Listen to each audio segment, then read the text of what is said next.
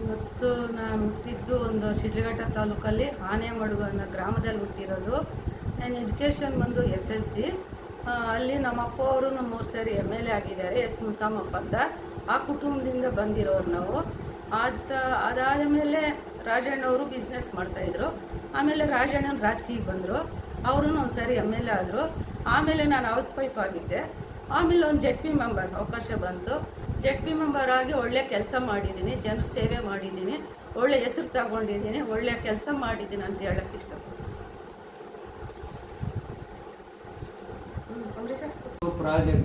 ಪ್ರಾಜೆಕ್ಟ್ಗಳು ಈ ಥರದ್ದು ಏನಾದರೂ ನಿಮ್ಮ ಅಂದರೆ ನಿಮ್ಮ ಕ್ಷೇತ್ರಕ್ಕೆ ಏನಾದರೂ ತಂದಿದ್ದು ನೆನಪಿದೆಯಾ? ಅದನ್ನ ನೆನಪಿಸ್ಕೋಬೋದು.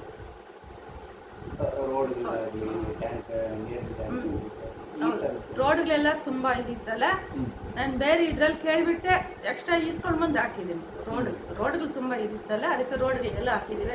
ಸ್ಕೂಲ್ಗಳು ರಿಪೇರಿಗಳಿಗೆ, ಹಾಸ್ಟ್ಲು ಇದಕ್ಕೆ ಅಂತ ಇದಕ್ಕೆಲ್ಲ ನಾವು ಈಸ್ಕೊಂಡು ಬಂದು ಹಾಕಿದ್ವಿ. ಫಂಡ್ಸ್ ಹಾಕಿದ್ವಿ.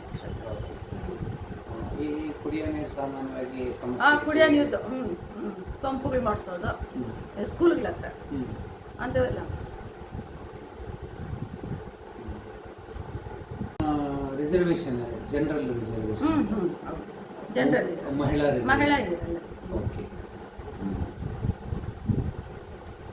ಸೊ ಈ ನೀವು ಜನರಲ್ ಮಹಿಳಾ ರಿಸರ್ವೇಶನ್ ಗೆದ್ದಿದ್ದೀರಿ. ಇನ್ನು ಬೇರೆ ಬೇರೆ ಮಹಿಳೆ SC ರಿಸರ್ವೇಶನ್ ಮಹಿಳೆಗೆ, ST ನಲ್ಲಿದೆ, ಬೇರೆ ಬೇರೆ ಇದೆ. ಅವರು ಹೇಗೆ ನಿಮ್ಮ ಜೊತೆ ಕೆಲಸ ಮಾಡಿದ್ರು? ತುಂಬ ಚೆನ್ನಾಗಿದೆ. ನಾವೆಲ್ಲನೂ ತುಂಬ ನಾವು ಆಗಿದ್ದಾಗ ನಾವು ಲೇಡೀಸ್ ಎಲ್ಲ ಒಳ್ಳೆ ಚೆನ್ನಾಗಿ ಕೆಲಸ ಮಾಡಿದ್ವಿ. SC ST ಅನ್ನೋದೇನೆ ಬರ್ತಾ ಇರಲಿಲ್ಲ ನಮಗೆ.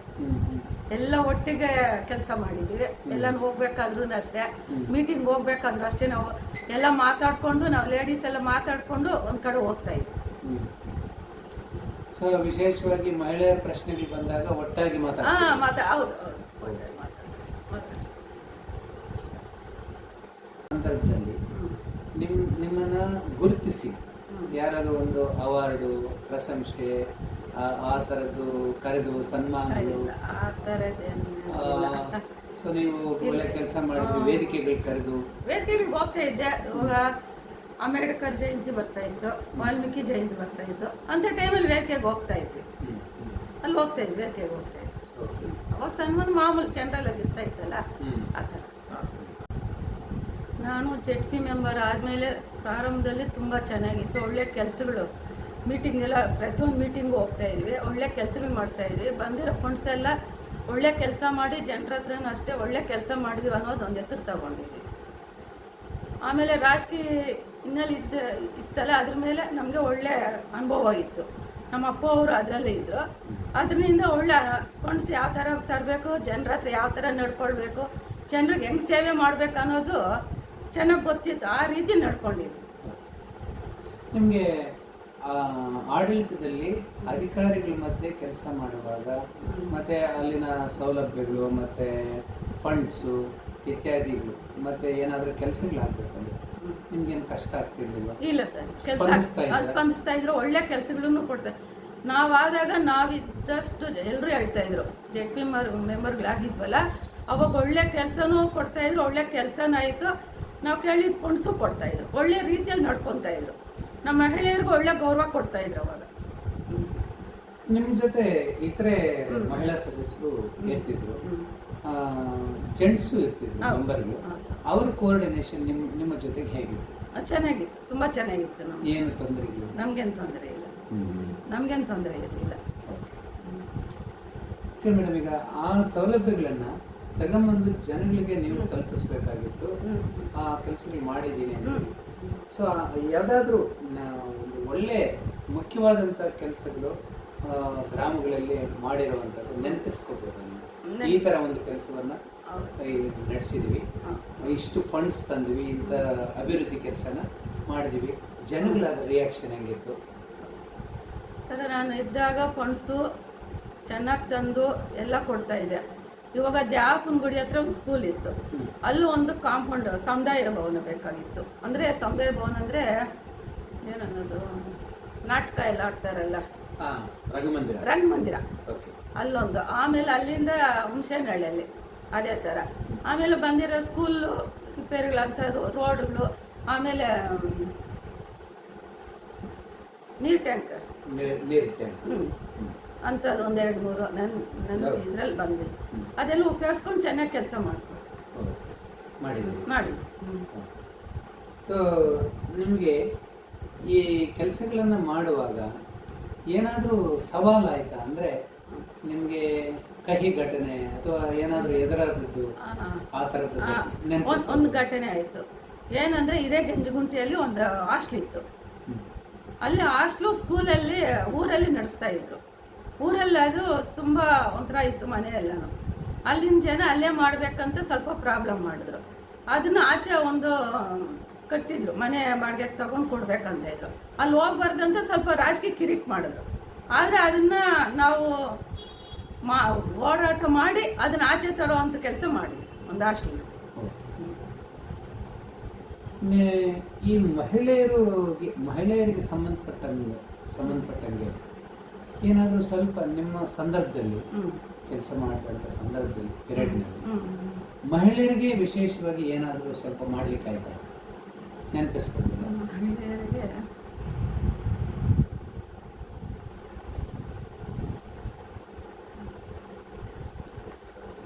ಟೈಲರಿಂಗು ಏನಾದರೂ ಅವರಿಗೆ ವಿಶೇಷ ಸೌಲಭ್ಯ ಅಥವಾ ಹಾಸ್ಟೆಲ್ನಲ್ಲಿ ವಿದ್ಯಾರ್ಥಿನಿಯರಿಗೆ? ಹಾಸ್ಟೆಲಲ್ಲಿ ಕೆಲಸಕ್ಕೆ ಸೇರೋದು, BCM ಹಾಸ್ಟೆಲ್ ಎಲ್ಲ ಇತ್ತಲ್ಲ, ಅವಾಗ ಮಹಿಳೆಯರಿಗೆ ನಾನಿದ್ದ ಕಾಲದಲ್ಲಿ ಒಂದು 3ರಿಂದ 4 ಜನಕ್ಕೆ ಕೆಲಸ ಕೊಡ್ಸ ಅಂತ ಮಾಡಿಸಿ.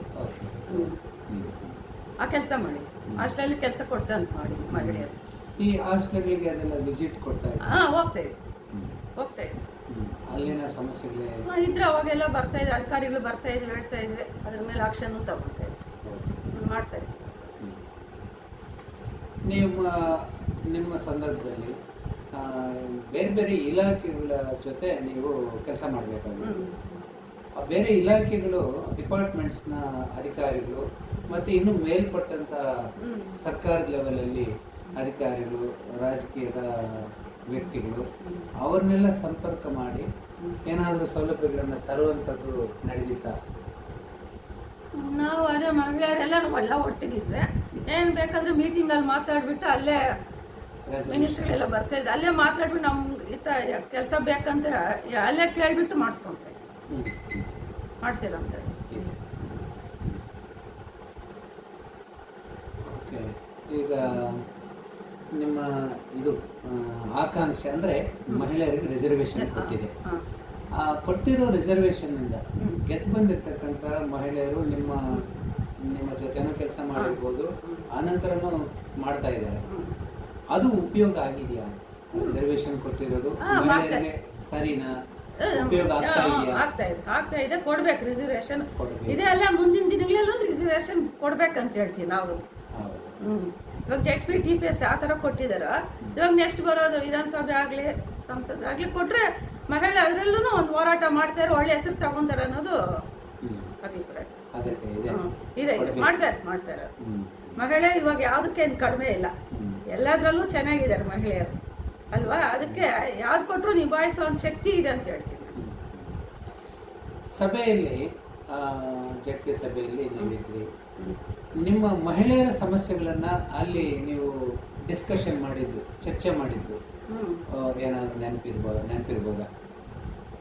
ಮಹಿಳೆಯರಿಗೆ ಸಂಬಂಧಪಟ್ಟಂಗೆ ಶೌಚಾಲಯಗಳಾಗಲಿ, ಇನ್ನೊಂದು ನೀರಿಂದ ಕೇಳಿದ್ವಿ, ನಾವೇ ನಿಂತ್ಕೊಂಡು ಕೇಳಿದ್ವಿ. ಆಮೇಲೆ ಈ ವಿಷಯಕ್ಕೆ ಬಾಗೇಪಲ್ಲಿ ಸಾವಿತ್ರ ಅಂತಿದ್ರು.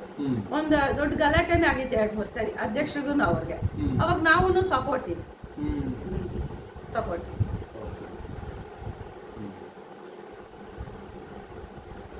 ಈಗ ಇಷ್ಟೆಲ್ಲ ಒಳ್ಳೆ ಕೆಲಸನ ಮಾಡಿದಿರಿ, ಮುಂದೆ ನಿಮ್ಗೆ ಏನಾದರೂ ರಾಜಕೀಯದ ಅವಕಾಶಗಳು, ಮೆಂಬರ್ಗಳಾಗುವಂಥ ಇನ್ನು ಉನ್ನತ ಮಟ್ಟದ ಆಗಲಿ ಅವಕಾಶಗಳು ಬಂದರೆ ನೀವು ಹೇಗೆ ಸ್ವೀಕಾರ ಮಾಡ್ತೀರಿ? ಹೌದು, ತುಂಬ ಚೆನ್ನಾಗಿ. ಯಾಕಂದರೆ ನಮ್ಗೆ ಒಂದು ಅನುಭವ, ಒಂದು ಇದಿರೋದಕ್ಕೋಸ್ಕರ ಮುಂದಿನ ಯಾವ ಬಂದರೂ ಅದನ್ನ ತಗೊಳ್ಳೋ ಶಕ್ತಿನೂ ಇದೆ, ಅದನ್ನ ನಿಭಾಯಿಸೋ ಶಕ್ತಿನೂ ಇದೆ ನಮಗೆ. ಬಂದರೆ ಅದನ್ನು ಸ್ವೀಕರಿಸ್ತೀವಿ. ಓಕೆ.